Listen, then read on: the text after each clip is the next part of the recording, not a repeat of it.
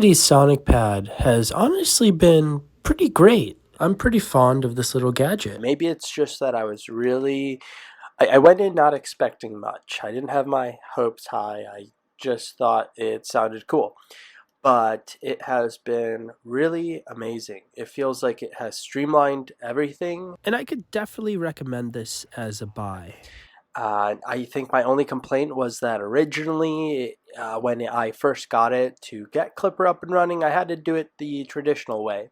I hopped on Ubuntu and I got to compiling my firmware. However, I, at the moment, don't have a Windows laptop that's working. My gaming laptop, I messed it up, and so I couldn't use VirtualBox as easily because my alternative was my Mac with the M1 chip, so that was no good. So it was a little bit of a convoluted process for me because I didn't have access to run Ubuntu. But luckily, my wife needed a computer, so she got one, and I was able to use her computer to get the job done, so I'm over it now. However, a little bit into it, I got an update and I updated the pad and I saw that all of a sudden it was integrated into the Sonic Pad experience, a feature to let you compile it in-house. So that's really cool. So I reset the thing and uh, I compiled it all over again using that new feature, and it was really cool. Really wish I would have had that from the start. As of right now, I've had no success with input shaping and getting the G sensor to work. I have been noodling away at the Printer.cfg in hopes of maybe getting it to work, but no success whatsoever. I will absolutely update with a video later on, but as of right now, it is just not working and I'm in the dark. That said, let's just get started. To get things started, you'll just want to select your language and click Next Step. And on this screen here, you're just going to go over the privacy policy and choose whether to agree to it or not. On this screen, you'll just want to select your region and click Next Step. On this screen here, you'll just want to select your network. However, I totally recommend just plugging in an Ethernet cord and clicking Next Step. You'll probably get better reliability that way, and it's pretty easy. And on this screen here, you're just naming your Sonic Pad. On this screen, you'll see a nice list of 3D printers here, and these printers here have been pre-configured by Creality to run the Sonic Pad from the start. So you'll have a pretty easy time just clicking your 3D printer if it's on there and clicking Next Step and continuing on. On this video, I'm going to be focusing on the last step called Other Models. You just want to select Other Models and click Next Step. This screen here is only asking for a Printer.cfg file to be on a USB drive.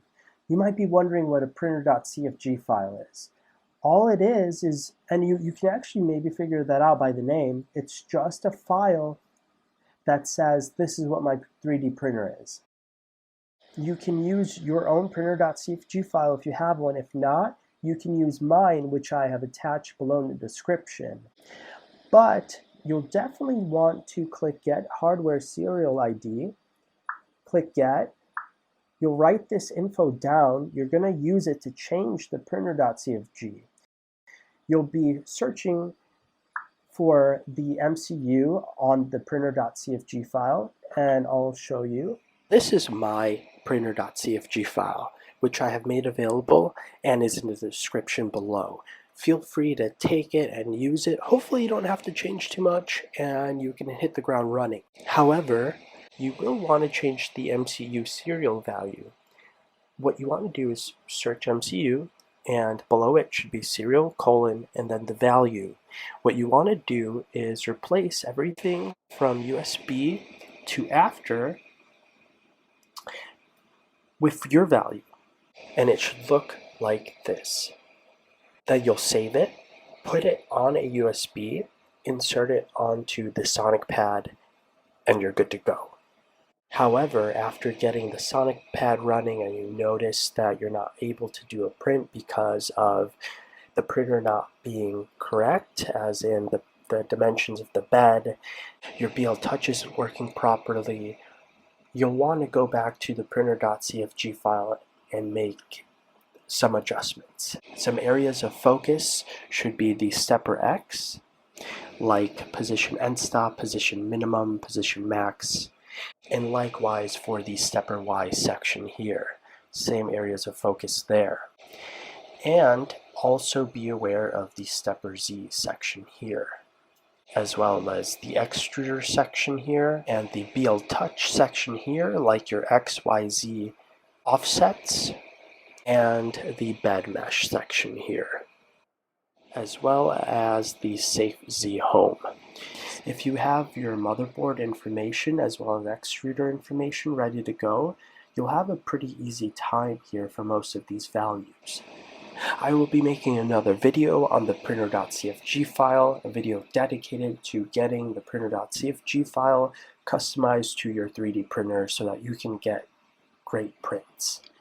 If the Printer.cfg file needs some adjusting, no worries there. This is a document that you'll constantly be changing.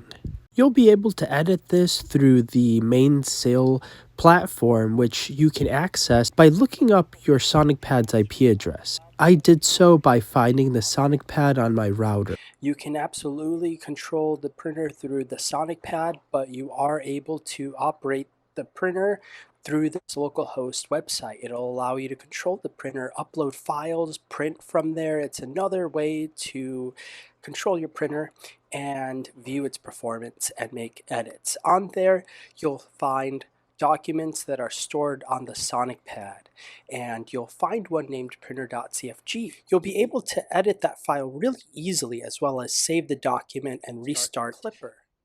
Once the Printer.cfg file is taken care of and loaded onto a USB drive and inserted into the SonicPad, you just want to click Motherboard Firmware Compile.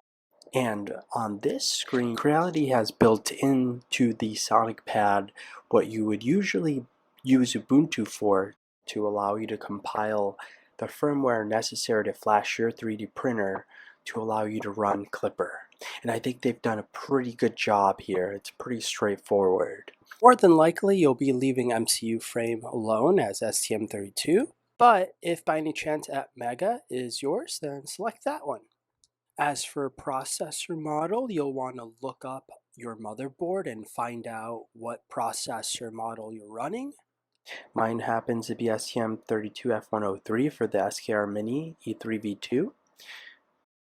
And for disable SWD, you just want to leave that alone and leave that off.